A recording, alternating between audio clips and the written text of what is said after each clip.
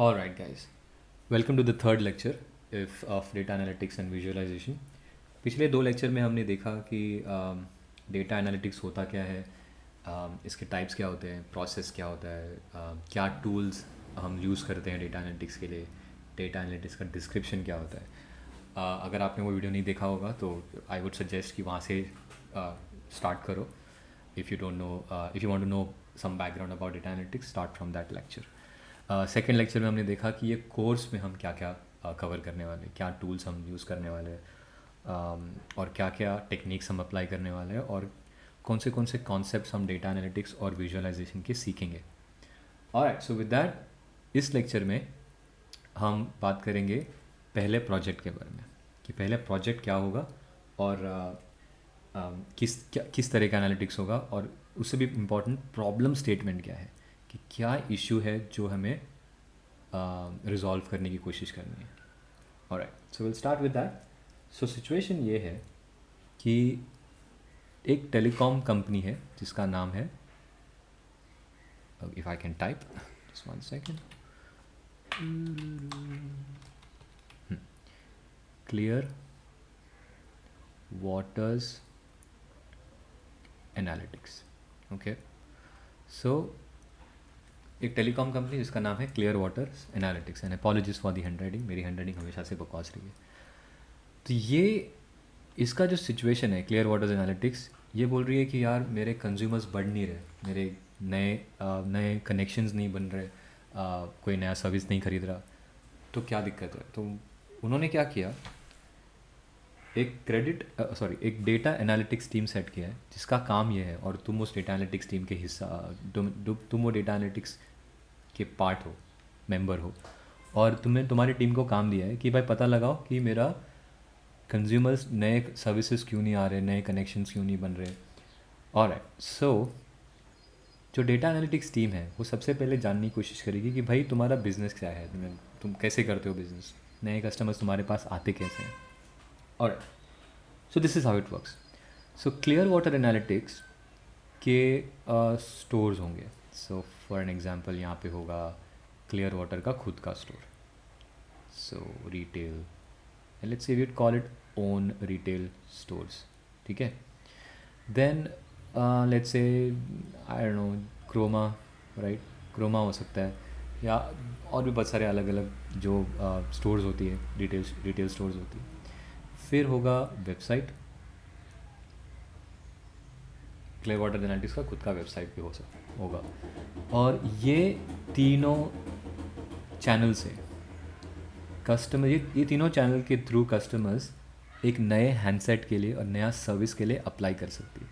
Now इसमें थोड़ा एक डिफरेंस है जो हमें इंडिया में इतना देखने नहीं मिलता. सो कस्टमर्स इस स्टोर्स पे जाते हैं और वो बोलते हैं कि मुझे नया सर्विस चाहिए, और वो कॉन्ट्रैक्ट पे होता है.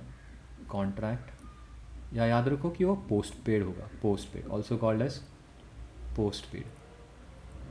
तो पोस्ट पेड ये होता है कि तुम सर्विस यूज़ करो और बाद में पैसे भरो, राइट. सो कस्टमर्स बोलेंगे ये स्टोर के पास जाके कि भाई मेरे को एक नया हैंडसेट चाहिए 24 मंथ्स के कॉन्ट्रैक्ट पे या 12 मंथ्स के कॉन्ट्रैक्ट पे, और उसके साथ एक प्लान चाहिए. ठीक है, दैट्स फाइन. और क्योंकि this is sort of a loan agreement है, राइट, तो उनके लिए, उसके लिए कस्टमर्स को इन स्टोर्स के पास जाके, कोई भी इन स्टोर्स के पास जाके एप्लीकेशन देना पड़ता है. और वो, so let's say here you get all of these applications. Okay, applications, alright. और ये एप्लीकेशंस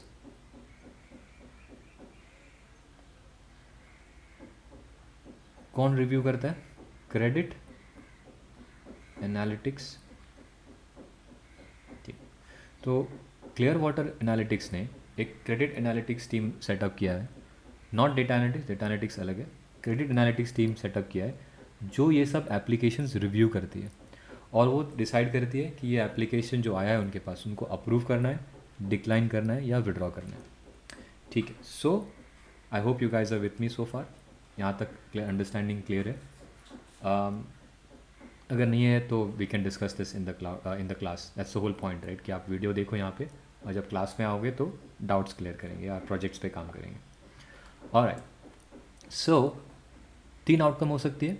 एक आउटकम है कि क्रेडिट एनालिटिक्स के टीम ने एप्लीकेशन को अप्रूव कर दिया। तो अप्रूव कर दिया तो कोई दिक्कत नहीं, everything is all sorted. Approve किया मतलब नया कस्टमर आ गया हमारे पास। दूसरा एक रीज़न है, दूसरा एक आउटकम है, वो है डिक्लाइन। डिक्लाइन की spelling decline, okay, decline. Alright, so decline बहुत सारी रीज़न की वजह से हो सकती है कि अगर एप्लीकेशन ही इनकम्प्लीट है, एप्लीकेशन इनकम्प्लीट है। यार दुनिया में कितने सारे लोग हैं जो बहुत खूबसूरत से लिख सकते हैं ये पेन टैबलेट से, पर मैं ही नहीं लिख पाता हूँ। ठीक है, फिर और दूसरे रीजंस हो सकते हैं कि एक पहला एप्लीकेशन इनकम्प्लीट है तो भाई मैंने एप्लीकेशन ही डिक्लाइन कर दिया। दूसरा हो सकता है क्रेडिट रेटिंग, क्योंकि ये लोन के लिए एप्लीकेशन है, sort of loan agreement kind of है, राइट। तो कस्टमर का क्रेडिट रेटिंग देखना पड़ेगा। अगर रेटिंग घटिया है तो एप्लीकेशन हम डिक्लाइन कर सकते हैं। फिर तीसरा होगा वीज़ा। वीज़ा का एग्जांपल ये हो सकता है कि कस्टमर एक स्टूडेंट है, पोटेंशियल कंज्यूमर जो स्टोर पे आया है वो एक स्टूडेंट है, और वो बोल रहा है कि मेरे को 24 मंथ्स के कॉन्ट्रैक्ट पे आईफोन 14 दे दो, आईफोन 14 प्रो मैक्स जो भी है वो मेरे को दे दो, और मैं हर महीने उसका जो भी आएगा EMI भरूँगा। Fair enough. पर जब क्रेडिट एनालिटिक्स टीम के पास ये एप्लीकेशन जाता है, वो देखते हैं अरे तो स्टूडेंट वीज़ा पे, तो चलो चेक करो कि ये स्टूडेंट वीज़ा का एक्सपायरी कब है। तो उनको पता लगा कि नहीं यार, तो 6 महीने के बाद ही एक्सपायर होने वाला है, तो वो एप्लीकेशन को वो डिक्लाइन कर देंगे। तो fair enough, make sense right, क्यों डिक्लाइन करेंगे, नहीं तो हैंडसेट लेके वो अपने देश चले जाएगा और Clear Water Analytics, Clear Water Communications को नुकसान हो सकता है। And then could be other reasons like dues outstanding, right. तो कस्टमर ने पैसे नहीं भरे, बिल्स नहीं है। फिर तीसरा है कि सेगमेंट, अभी कस्टमर के सेगमेंट हो सकते हैं, A segment, B segment, lower, higher, whatever. तो अगर कस्टमर लोअर सेगमेंट का है, मतलब ऑलरेडी एग्जिस्टिंग कस्टमर है, ठीक, इमेजिन करो ऑलरेडी एग्जिस्टिंग कस्टमर है, उसके इस सिचुएशन में बिल्स नहीं भरे उसने, और इस सिचुएशन में कस्टमर जो ऑलरेडी सर्विस यूज़ कर रहा है हमारा, वो बहुत कम पैसे वाला है, एक गरीब सा हैंडसेट यूज़ करके यूज़ कर रहा है। तो हम डिसाइड करेंगे नहीं यार इसको अभी ये सडनली, पकड़ लो वो नोकिया का फ़ोन यूज़ कर रहा था और सडनली आज बोल रहा है कि मेरे को आईफोन 14 चाहिए, तो हम बोलेंगे नहीं भाई, तेरे हिस्ट्री के हिसाब से I don't think we can give you iPhone 14, बहुत रिस्की है, तो we will decline the application. Alright, let's move on to the third outcome. Third outcome हो सकता है विड्रॉ। ओके, विड्रॉ की सिचुएशंस लगभग ये सेम होता है। तो इमेजिन करो कि एप्लीकेशन इनकम्प्लीट है तो मैंने विड्रॉ कर दिया। फिर हो सकता है कि तुमने आधार कार्ड पे नाम गलत है, आधार कार्ड पे नाम गलत है, एप्लीकेशन पे नाम गलत है, अलग अलग है, राइट। तो वो हम बोल सकते हैं नहीं भाई विड्रॉ करो। तो विड्रॉ बेसिकली क्या है ना, कि मैं एप्लीकेशन डिक्लाइन नहीं कर रहा हूँ, मेरे को कुछ और इन्फॉर्मेशन चाहिए, तो मैं ये फॉर्म एप्लीकेशन वापस कर रहा हूँ कि भाई वापस ठीक से भर के दो मेरे को। फिर लोकेशन नहीं भरा होगा कि भाई तुम कहाँ रहते हो, ये हमको नहीं पता।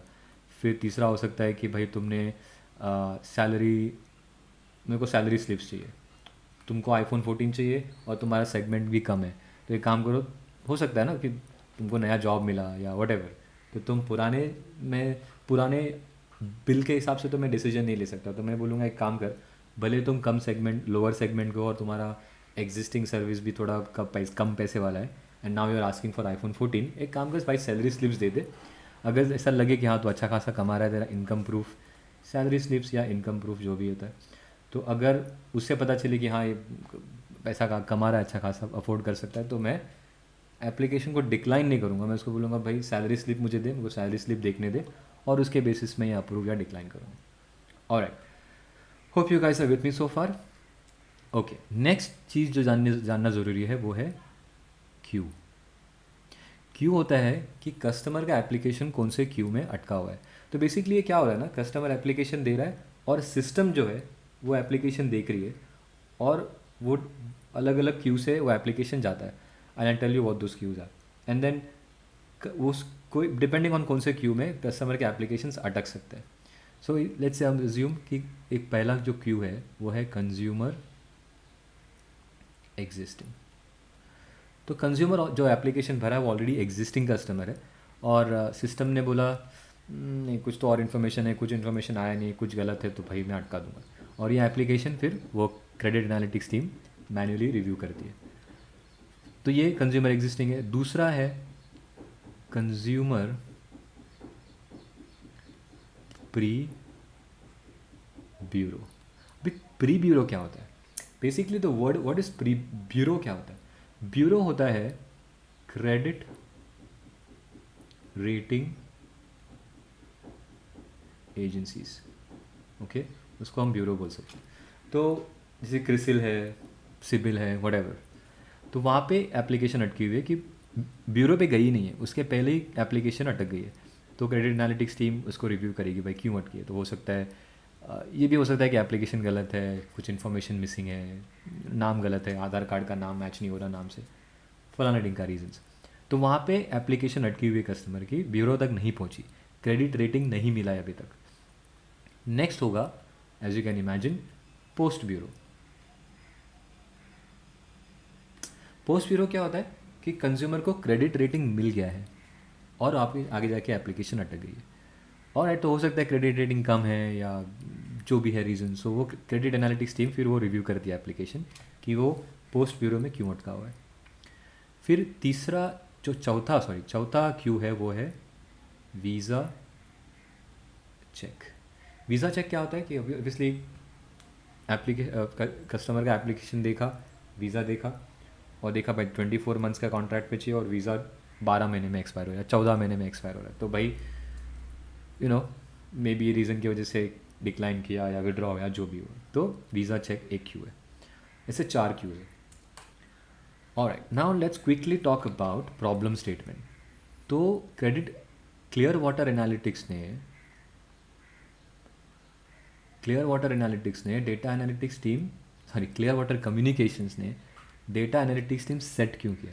क्योंकि उनको एक प्रॉब्लम है, वो है rate of new connections is very low,